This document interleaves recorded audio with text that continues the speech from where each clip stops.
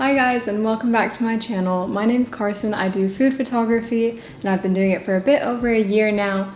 And today I'm going to talk to you all about the common mistakes I see lots of beginner food photographers making, and even some of the people that I consider like professionals. I see them making these mistakes all the time as well. I've definitely made them in a lot of my pictures, a lot of pictures that you don't see or that I even have posted. I notice a lot of these mistakes in them later on.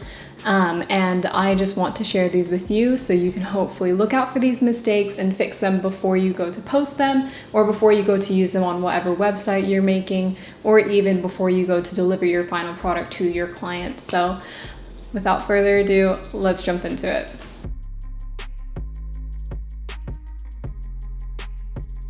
The first mistake I see happen all the time is the angle of your shot is far too wide.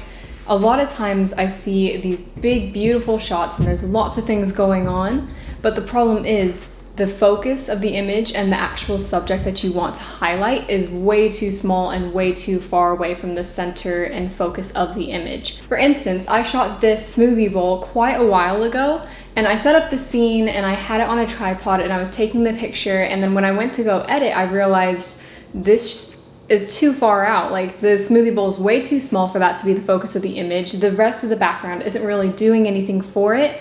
So as you can see, when you zoom in and when you crop it a bit more, it looks so much better. The focus is so much clearer, and you can just really focus on what's actually good about the photo and what you're actually trying to convey with the photo, rather than having all this white space and all this just blank kind of area around your main subject that distracts from your actual content of the image. You can see this also in one of my more recent shoots, so this is something that I'm still doing to this day.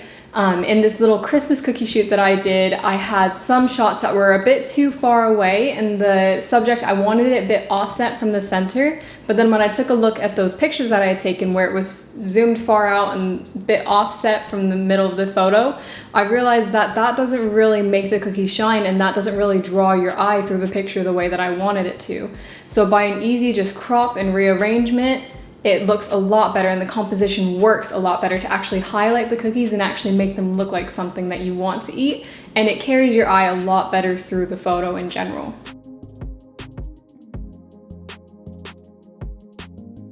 The second mistake that I see happen all the time is incorrect aperture. So as I'm sure you know, a small aperture means that whatever you're focused on is going to be very sharp and very in focus, while everything behind it is going to be very blurry and it's going to look like it's further away. Whereas if you have a larger aperture, most of your things in the shot are in focus, and it doesn't matter how far away from the subject you place an object, it will be in focus if your aperture is high enough. What I see photographers do all the time actually is not focus on the right part of their picture, or they focus on the picture but then they also have everything in the background focused as well because their aperture is way too high. And this sometimes does work, and this sometimes is the goal of these photographers, but often it makes it look like a lower quality image because you don't have that depth of field there. For instance, in a top-down shot like these crepes, you do want a higher aperture because you want everything to be on the same level of focus, and you want everything to be sharp and clear when someone goes and looks at that picture. This needs a larger aperture because if you have a small aperture, then maybe like the very tip of the strawberries is going to be in focus, and then the actual crepes are going to be blurry, or like the bowls of ingredients on the side are going to be blurry, and you just don't want that for a top-down shoot because you want it to look like a bit of a tabletop scene. What would happen in real life is you'd be looking at it and everything would be the same focus. You wouldn't have some random things being out of focus or anything like that. So you want to make it look as natural as possible, and with a top-down scene, you do need a bigger aperture for that. However, if you want a sharper focus on your actual subject of your picture, then I suggest having a lower aperture, because then everything in the background is blurred out completely and people aren't distracted by that. For instance, I took this shot for a client like last year sometime, and as you can see, the ice cream is very sharply focused and everything in the back is extremely blurry, and that's because I literally used the lowest aperture on my camera because I wanted the focus to be all on that ice cream. I didn't want to focus on the store at all. I didn't want to focus on anything else that was going on in the shot, and that's why I used a lower aperture for this. And if I'd used a higher one, this picture wouldn't be nearly as effective because you would be able to see everything in the back and it would be completely distracting and wouldn't work at all. Now, an example where I used Aperture incorrectly, and this is just one of many times, I do it all the time, but I don't notice until like after I take the shot a lot of times, which is a big bummer, so definitely pay attention while you're shooting. But one of the examples where I did use it incorrectly, and I wish that I had taken the time to actually sharpen it up while I was shooting and just noticing where my focus was, is in this chocolate chip cookie shoot. And the picture is not bad, it's not terrible, and I don't know if you'd be even able to like realize if you didn't know much about photography, but as you can see, the cookie at the bottom that's broken in half, the back half is very sharp and very in focus. And so is the stack of cookies, it's decently in focus, but then you can see the half that's sitting closer to the camera is starting to blur. And that's not what you want. You want the entire cookie to be in focus, because then it's gonna look like what you would actually see versus just like the back half of the cookie's in focus, but the front half is like blurry even though you're right next to it. So this is an example where I probably should have upped my aperture or taken my focus point a bit lower so then the entire cookie was in focus rather than just the back half, because then it would just be more effective. And it's a subtle change, but it's these subtle changes that add up to really make your image impactful.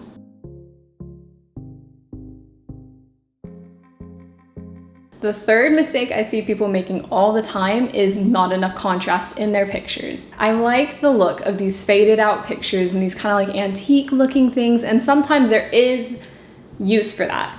But a lot of times in food photography, you want to enhance the texture of the food, you want to enhance the contrast and the colors that are there, because that makes the food look more appetizing. So a lower contrast sometimes does not play to your favor. For instance, I have this picture of these Rice Krispies that I made last Easter, and the picture's fine. I like the setup and I like the composition, and the Rice Krispies were delicious, but the contrast is not there. The colors are too faded, it's just too washed out, and it just looks kind of sad and kind of just unnatural completely. The browns need to be a bit more vivid, and the colors on the eggs on the picture, you wouldn't even know they were colorful because I drained it that much of color. And that's definitely something that I've worked on. I mean, this was like a year ago nearly that I took these. And just looking back on them, I'm like, wow, I really messed up on the coloring in that picture. So not enough contrast is not always your friend. Like I said, there is a time and place for it, but more than not, you want to up the contrast on your pictures to make it just pop all that much more.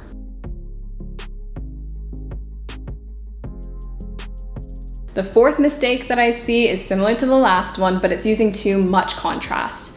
And you know there can always be too much of anything. So too much contrast happens a lot for beginner food photographers because they really get excited about all the colors that you see in your pictures, and you really just want to make those pop a lot, but then it ends up looking really unnatural and just way too like beginner Photoshop user.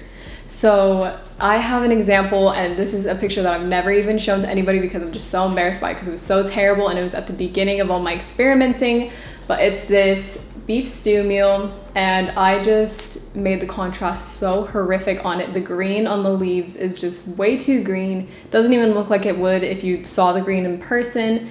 The carrots and the beef just look really, really orange, and it just is not an appetizing looking food because I upped the contrast to the point where it doesn't look real.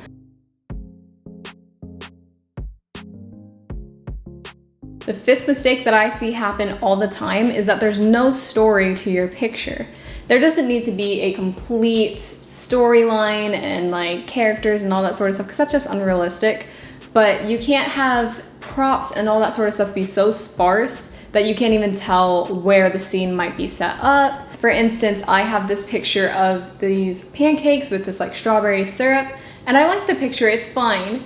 But it looks like someone set up a background and backdrop for food photography and just snapped some pictures. It doesn't look like I'm serving pancakes on a table and drizzling that syrup over. So that's just an example of you need to have more going on in the shot to create a bit more of a story.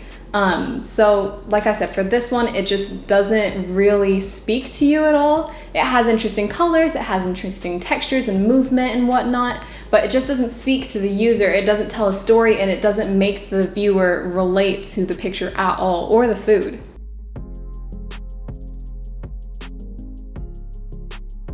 Okay, so the sixth mistake I see all the time is kind of related to the too much contrast mistake, but it's over editing or unnatural editing. And I did this literally just the last week, and I didn't notice until afterwards because I had gotten too excited about it all. But I made this fresh orange juice and I poured it over some vanilla ice cream to make one of my favorite treats. And I looked at it later and I was like, that orange basically looks neon. That's not appetizing at all. It doesn't look real, and it just does not fit at all. It looks like someone just threw neon all over the picture, and it just is not working at all. And this is where you just want to be careful with the color editing when you go in to edit your pictures. And you also want to be careful with the contrast, obviously, but this one could have done with some unsaturation of the orange and maybe even darkening that orange illumination a bit. I definitely went back and re-edited this picture, but at the start it was very unnatural and just very unappealing to anybody that would have seen it.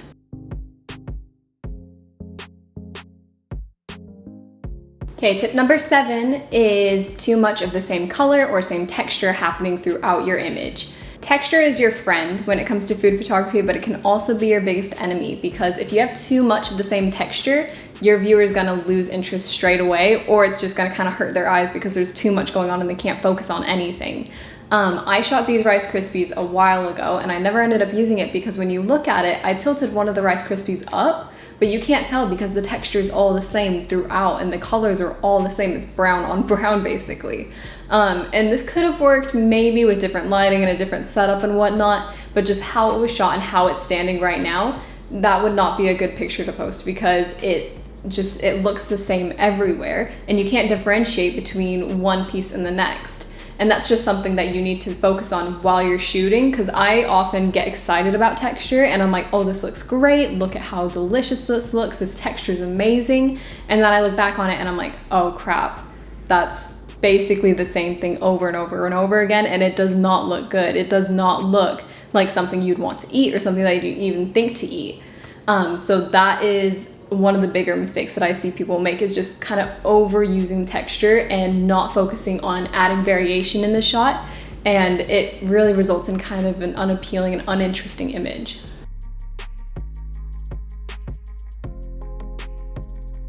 And the last mistake that I see happen all the time is a picture is too neat. We often get a bit too obsessed with grids and all that sort of stuff in our pictures that we end up making our pictures look really symmetrical and really neat. And there's often times where symmetry is really good in food photography, and there's people that literally that's their brand, is they create symmetrical pictures, and that's great. But a lot of times when you're making like recipe pictures or client images, it's good to mess it up a bit. For instance, I made these Christmas cookies not too long ago, and I have this picture where they're all kind of more so lined up into that grid and just like kind of in a line as I baked them. And it's fine, like I said, it's not necessarily bad, but then when you take this picture in comparison of the exact same cookies that I kind of just messed up and put a bit more randomly on the sheet, then it looks tons better, and it's something that I would much rather use over that first image. So like I said, just keeping it too neat is sometimes too overkill because it just looks, again, unnatural is the underlying theme with all of these mistakes, but it looks unnatural, it looks too set up, it looks too obvious that you set up everything to take a picture, because you really want it to look natural. You want to make the people that are looking at your picture feel like they're in the kitchen with you, looking at this food with you and just seeing how delicious it looks along with you. So those are all the mistakes that I have for you today. If you've made these, don't feel bad at all, because I literally made one last week and I make one almost every single shoot. I just wanted to bring these to your attention because I think that we could all really benefit from keeping an eye out for these, and I think that your photography could really improve if you watch out for these mistakes and fix them while you're shooting. If you found this video helpful, please give it a like, and if you have any thoughts or comments, leave them down in the comment section below. And thank you for watching. I'll be coming out with much more content very soon, and I'll see you later.